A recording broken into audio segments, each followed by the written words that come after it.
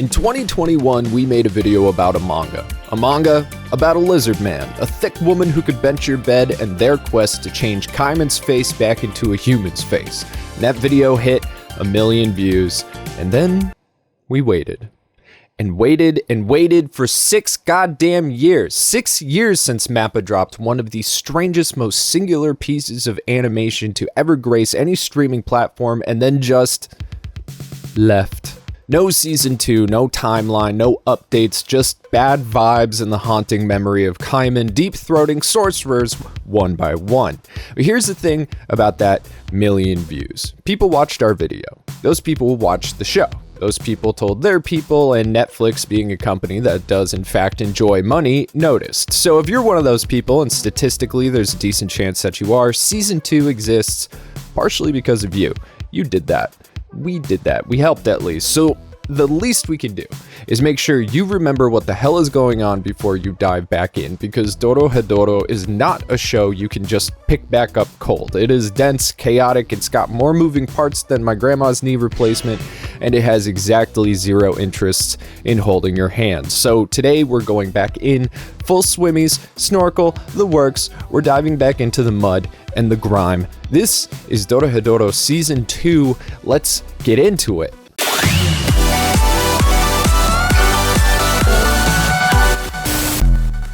Hey, we did a cyberpunk video once. Remember that cyberpunk video? That's the cyberpunk video. And this video is sponsored by the official cyberpunk trading card game. And it is so sick, they wanted to work with us. The Cyberpunk TCG is a brand new card game live on Kickstarter right now.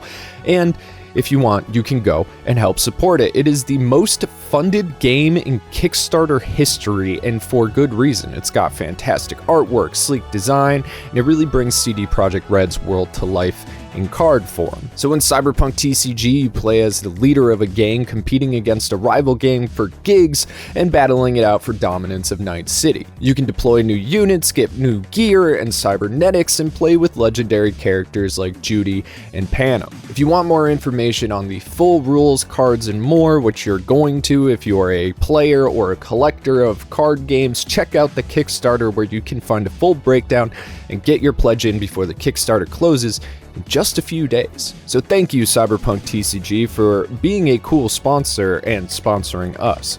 Now, back to the show. For the uninitiated, or those of you who watched Season 1 in 2020 and have since had several life-changing events, including but not limited to a wedding or a divorce, or at least one pandemic, here's the world. There are 2 dimensions. The first is the Whole. It's a lawless, crumbling slum where humans live in abject poverty, and sorcerers from the other dimension drop in periodically to use them as guinea pigs for their magic. Magic acid rain falls from the sky on the regular. The streets are filthy. The buildings look like your dad post-divorce. It's a shithole. Now, the second dimension is where the magic users live. It's where sorcerers operate, and it's run more or less like a criminal underworld or America, with N, a Yakuza boss whose power is mushrooms and all things fungi, sitting at the top of the food chain. Or he wishes, because above him are the devils, which are ancient, all-powerful, completely unhinged, and mostly concerned with pranks and making people have diarrhea,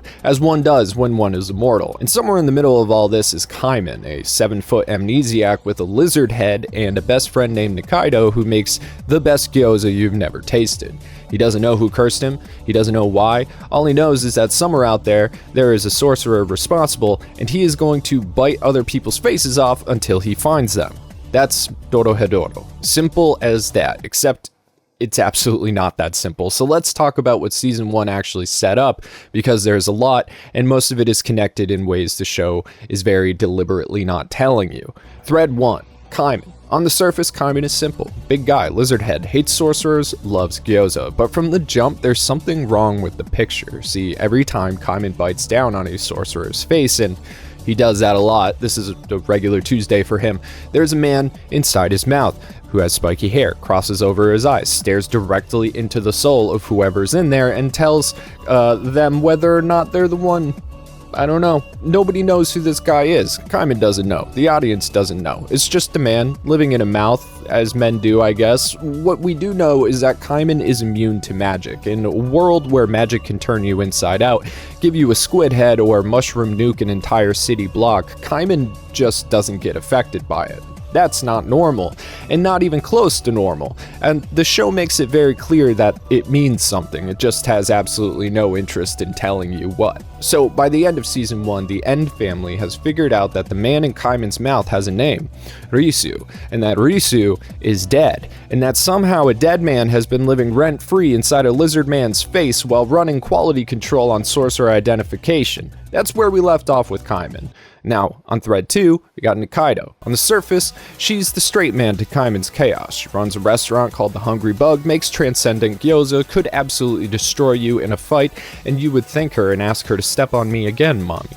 She's warm, capable, grounded, basically the closest thing to a normal person this show has, which in Dorohedoro means she's only moderately unhinged. But Nikaido is a sorcerer. She's been hiding it this entire time. In a world where sorcerers use the hole as a testing ground and its residents as lab rats, Nikaido chose to live with the humans and not use magic. She's kept her magic a secret because Kaiman, and everyone in the hole for that matter, hates sorcerers, understandably, but she's also kept herself hidden for another reason.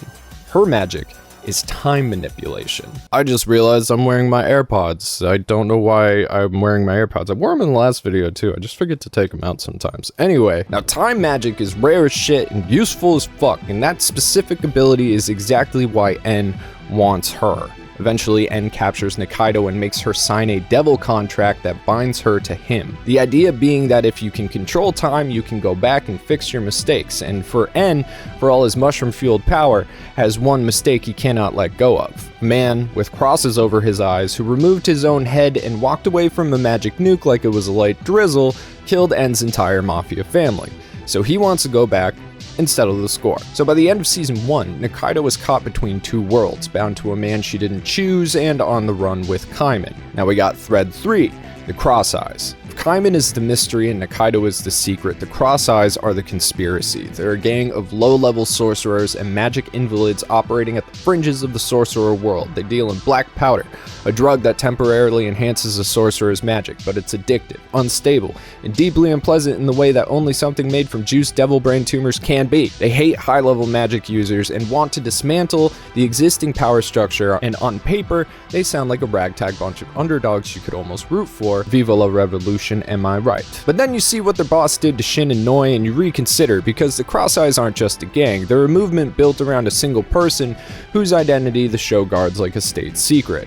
Their boss has been gone for a long time by the time season 1 starts. The organization is fraying at the edges, running on fumes and ideology, but the infrastructure he built, the knife fighting style, the black powder operation, and the hatred is all still running. And here's the thing, the X's over their eyes. That marking is the calling card tattoo of every Cross Eyes member. It also happens to be on Kaiman's eyes and Risu, the man living in Kaiman's mouth. So going into season 2, you have 3 threads that are actually quietly the same thread: a lizard man who doesn't know who he is, a dead man living in his mouth, a sorcerer who can control time, and a ghost of a gang leader whose absence is making his gang desperate.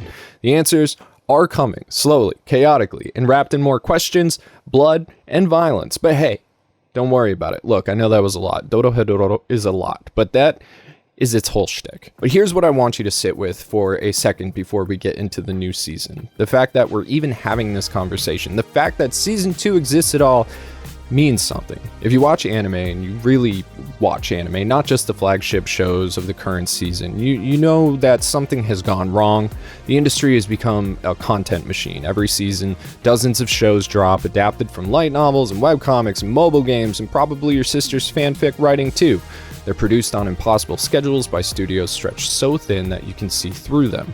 Most of it is fine, some of it is good, almost none of it is necessary. The isekai conveyor belt keeps moving, the power fantasy checklist keeps getting checked, and somewhere in the middle of all that noise it definitely becomes genuinely hard to remember why you started watching anime in the first place sometimes. It's not that the shows are bad, it's just that most of them feel manufactured, built to specification, optimized for a very particular audience's particular dopamine response, and then forgotten the moment the next season starts. You watch them, you kind of enjoy them in the moment, you pass the time, and then they evaporate out of your brain because there was nothing to them anyway. 3 months later, you can't even remember the main character's name. Dorohedoro is not that.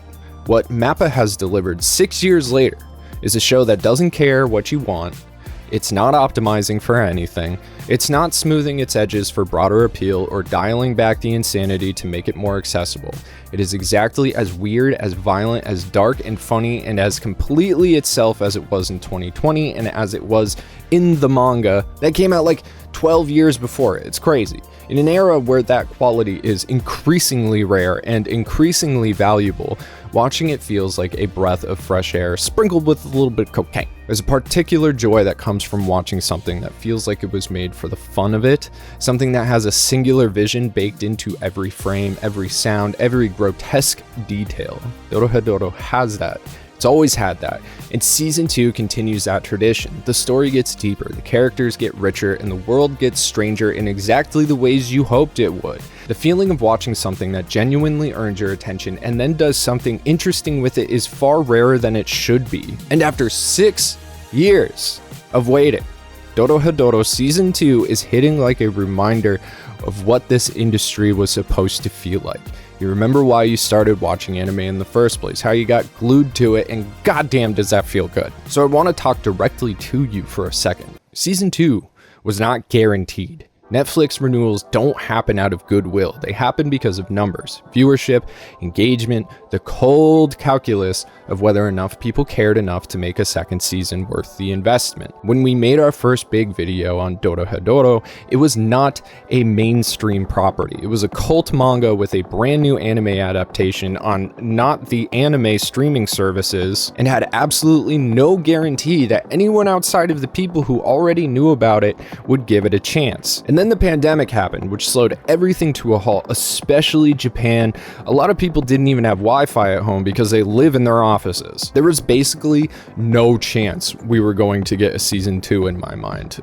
But 1 million people watched our video, 1 million people who in a lot of cases had never heard of Dorohedoro before clicking on it. But after it, some of them watched the show, some of them bought the manga, some of them told their friends, and the collective weight of 1 million people deciding this weird, violent, beautiful disaster of a show was worth their time, and it moved the needle. So, if you watched that video and then you watched the show, and then if you rewatched it during the wait or lent the manga to somebody or just kept it alive in your brain for 6 years, hoping that you would get a season 2, this is for you. You didn't just watch a show, you voted for it, and you won. Season 2 exists because people like you decided that something this singular, this specific and weird, this completely unapologetically itself content deserve to continue. And I think that's worth saying out loud before we talk about what they actually made for season 2, because what they made is really, really good again. And yeah, we're only like 4 episodes in right now. I don't care. I know this story. I'm having a fucking blast. Yuichiro Hayashi back in the director's chair, and it shows. The animation is excellent. The world feels bigger. The humor is as dark and as stupid and as perfectly calibrated as it ever was. And the story, which was already one of the most genuinely unpredictable things I've ever watched or read, is starting to pull on the threads that have been sitting there since chapter 1 of the manga, waiting for exactly this moment. This work has been decades in the making. Our manga queen Q Hayashida started writing this in 2000. It took 18 years to finish. Do you know how fucking rare it is for an anime to wait until the entire story is finished before production? It is a miracle that Dorohedoro's anime is what it is. I'm not going to spoil anything for you if you haven't read the manga. There's no need to. This video is simply a refresher and a victory lap because I'm riding high on our community. We won, and it feels good to win and get something you actually wanted to see. Dorohedoro has always been a show about chaos. It's about a world with no rules, no clean moral lines, no guarantee that anything makes sense or that anyone gets what they deserve. And somehow, in the most chaotic way possible, after 6 years of nothing, it came back and reminded every single person watching exactly why they fell in love with it in the first place. If you haven't started season 2 yet, go.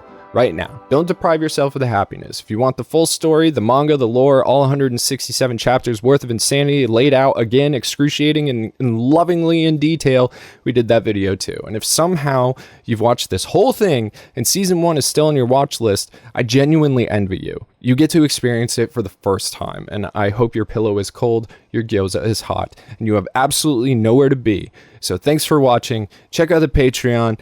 Thank you, Cyberpunk TCG, for the sponsor, and we will see you soon. Goodbye.